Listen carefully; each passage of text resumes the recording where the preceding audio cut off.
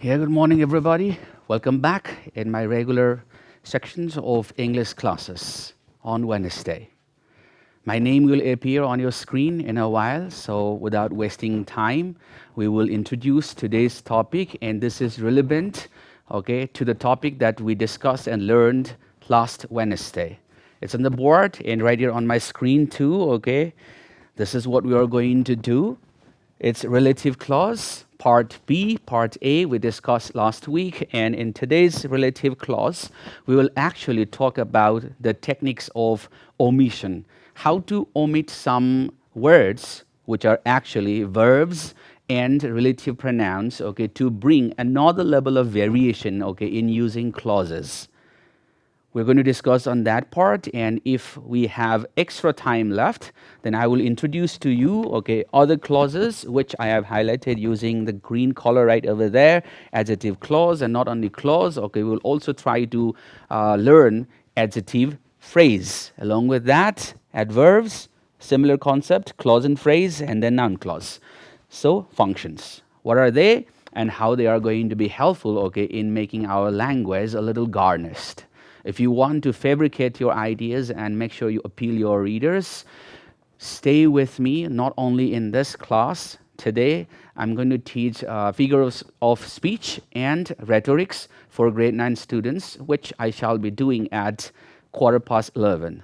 That's the approximate time.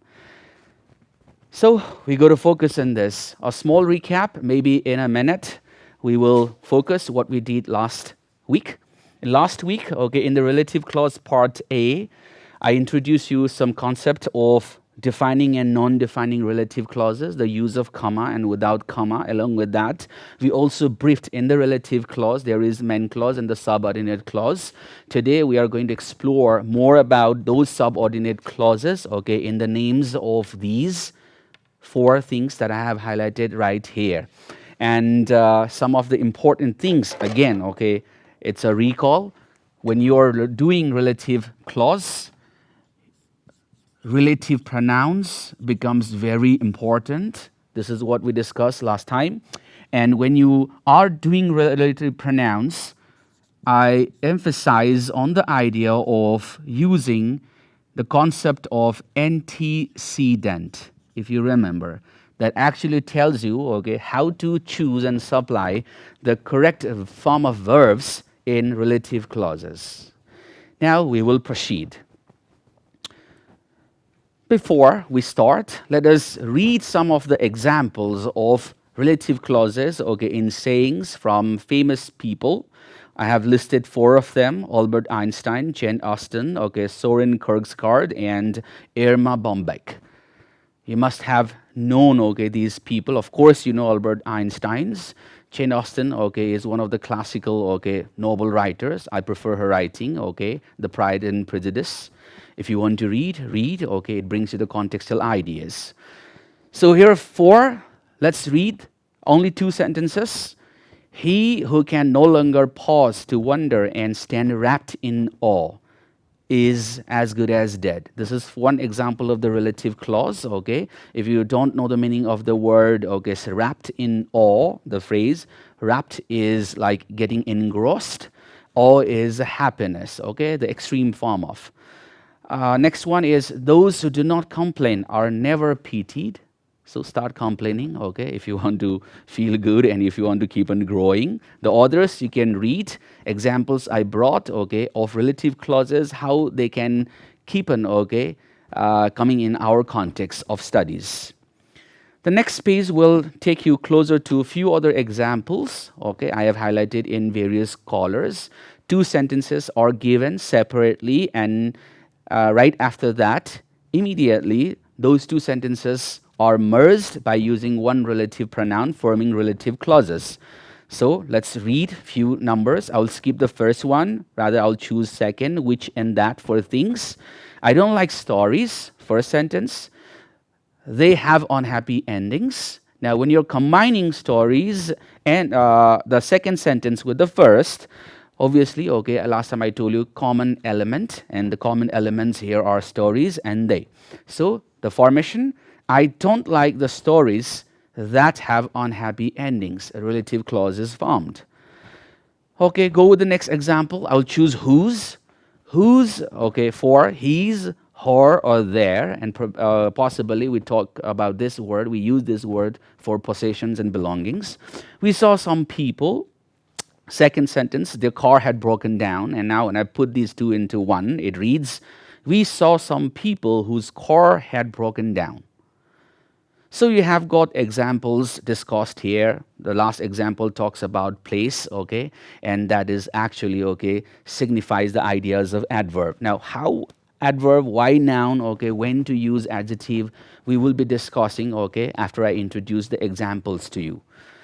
So, a quick review. In fact, this is not just a review, but additional special techniques of understanding clauses we're going to discuss in points. First, relative pronoun I have listed is who, and you can read it is normally omitted in defining relative clause if there is a subject afterwards. Recall my class last time, see the example here. The girl who I saw at the party is my niece. Full stop is missing, you can consider that. I have just noticed it right now. Now, when I use this sentence, it's right, but see if I can remove or omit the relative pronoun who. Does it make sense? This is what we learned yesterday. The girl I saw at the party is my niece. It makes sense. And, of course, the technique, read the tip there. You can only omit, okay, in the defining relative clause. Defining relative clause without comma. If you're using this with, okay, non-defining relative clause, a clause introduced with a comma separating the subordinate sentence, you should never do that, all right? The example will be given here. In non-defining relative clauses, it cannot be omitted this way. See, the comma is used. Now, I cannot say, Mary, I saw at the party is my niece. That is practically wrong. So, I would be using comma and I would be using the relative clause. In speaking, how does it matter and how can you show that, okay, by taking a pause, like Mary, who I saw at the party, is my niece. So the way of speaking actually tells you what you are using in language.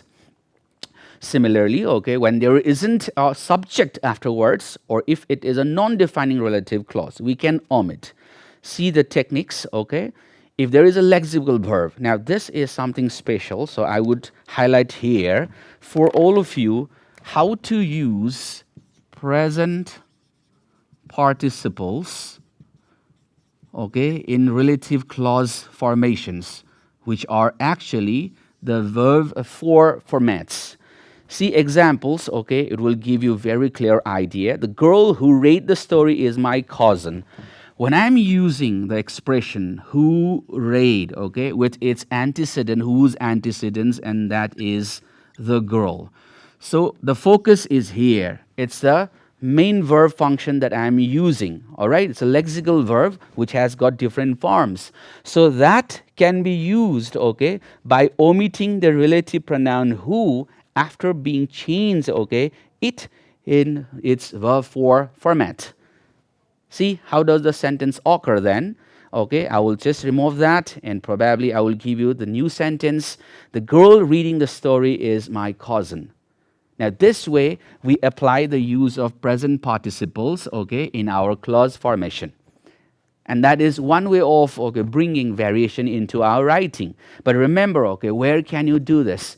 It is possible, okay, when your antecedent is further preceded by a relative pronoun, which actually governs, okay, a lexical verb, a verb that has all those 5 forms functions.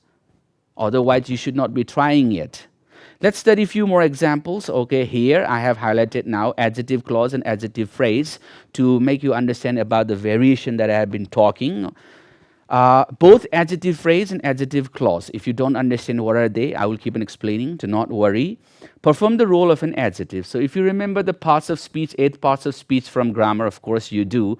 Okay, what is an adjective? Of course, it is a describing word. It is a noun governing word. Okay, it modifies, okay, the features of noun that you are using. It tells you something more about the nouns. And this is what we are going to have. It's same here. The only difference is like we will have phrases, not just a word, and a group of phrases that makes a sentence. Impartial here because it is a subordinate clause. So ignore the definitions. You can read it later, but I will explain that, okay, to you through examples that I have brought. Look at the first example, please. It's about pizza. Okay, maybe your mouth is watering. Mine is. So pizza, which most people love, is not very healthy. This is, I'm using non-defining relative clause, which most people love. Okay. Now, what is the function of this particular verb? What is this doing in this sentence? Why are you using this? I could have simply said pizza is not very healthy. Okay. Now, I am giving you one additional information about pizza, that most people love it. So you understand that when I use this clause function, and therefore which most people love, that part from which, okay, from which continuing up to, okay, love. This whole part, which is the subordinate relative clause, okay, actually does the function of adjective. It describes pizza, therefore that becomes adjective clause. In the previous sentence, okay, if I just quickly take you back, okay, the girl reading the story. See, reading the story. The girl is my cousin. If I omit reading the story and I just say, okay, the girl is my cousin, is a simple sentence. But reading the story again tells you, okay, something about this girl. But unlike the sentence I was discussing, okay, which most people love, that is a full sentence. It has subject and verb and the part, subject and predicates. But here you do not have that sync. So this part only becomes a phrase. And that is why reading the story here becomes the adjective phrase, okay, which most people love. Okay, it syncs perfectly with both subject and predicate parts. It becomes adjective clause. So functioning adjective becomes clause and phrase. Functioning time adverbial cases becomes adjective clause and adjective phrases. What are noun? Okay, there are something different. I should be talking about that at the end. Right now, okay, I'm jumping to the slide that we're discussing with some examples for studies. I've given quite a lot. I will do number 4. Fruit that is grown organically is expensive. See, fruit is expensive. That is what your main idea is. But you are telling more about, okay, fruit. It's not ordinary fruit, okay, that you find in the markets, okay, but the fruit that is grown organically.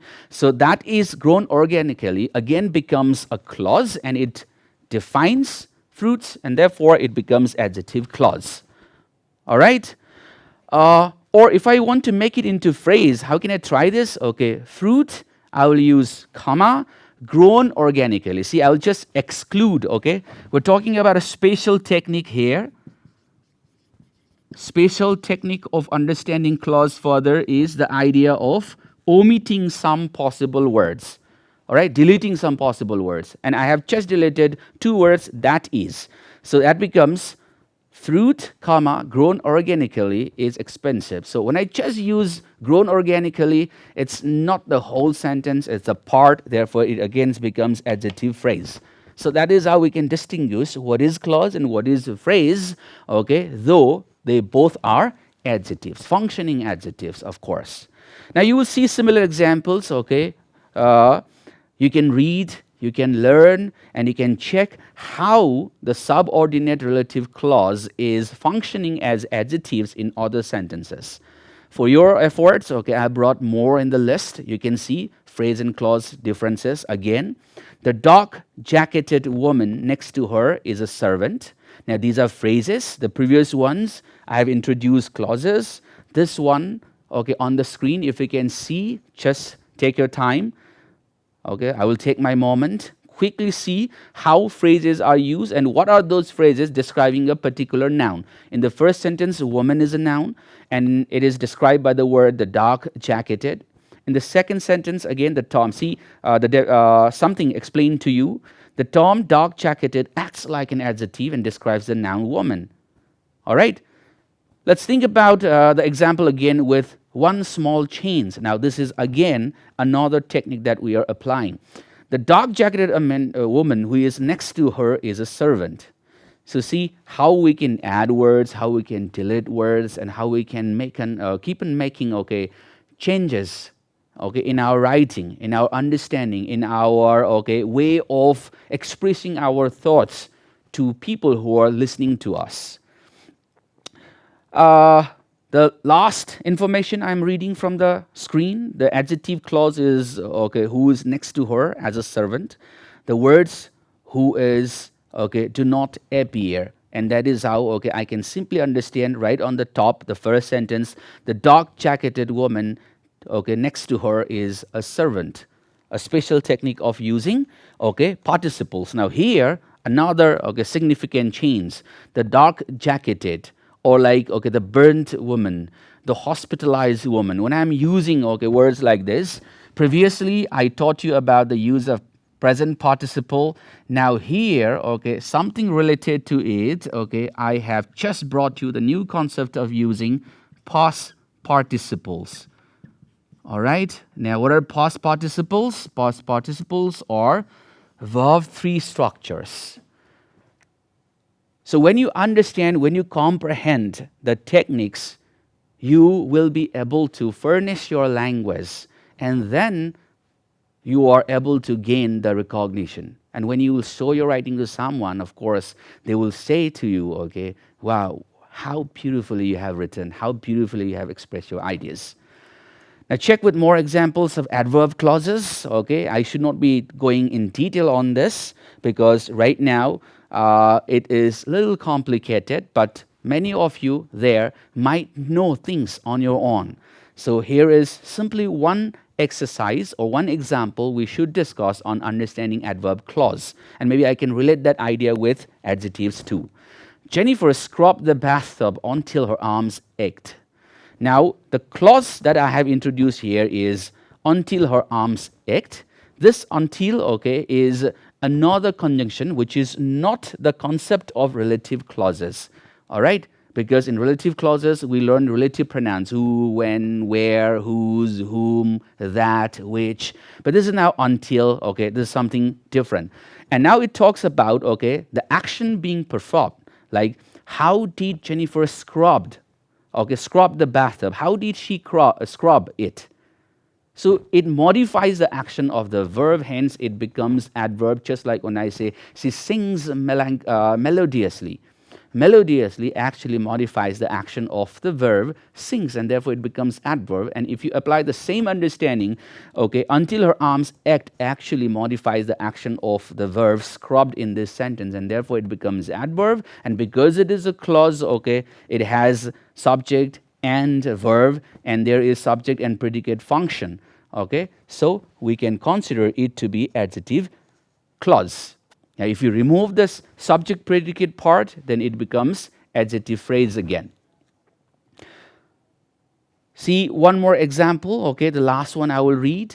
After having my wisdom teeth out, I had a milkshake for dinner because I couldn't chew anything. Now, when you introduce this particular clause, because I couldn't chew anything, it again, okay, modifies, okay, what you are trying to say in the first part. After having my wisdom teeth out, I had a milkshake for dinner. Now, why did you have the milkshake for dinner? Okay, the reason is here because you couldn't chew anything. And when you give reasons, okay, are actually the adverbs. You know that, okay, you have done it several times in your schools with your school teachers.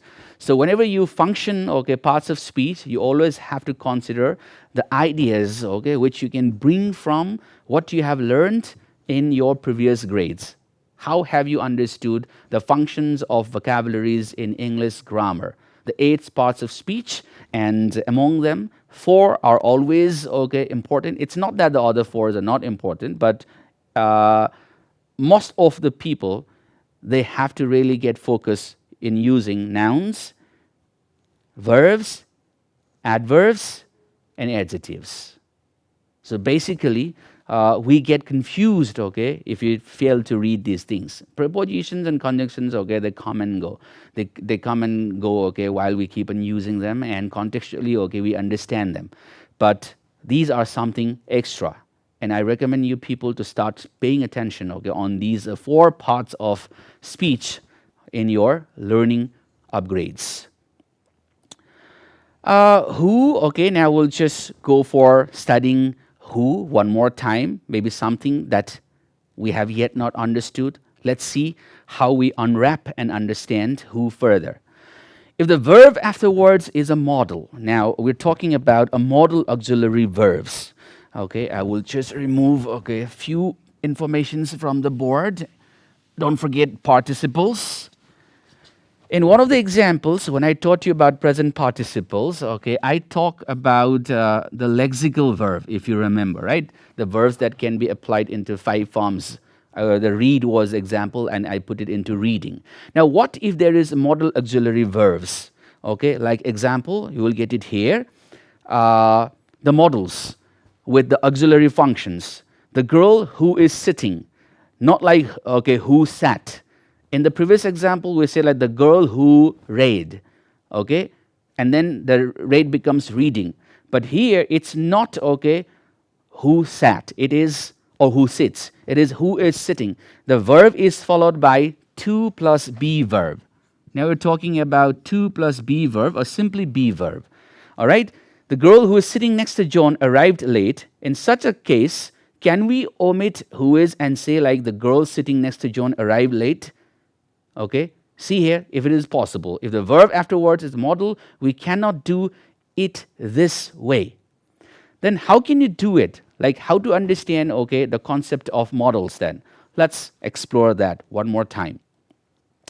See here, if it is the verb to be plus an adjective, we omit the pronoun and the verb.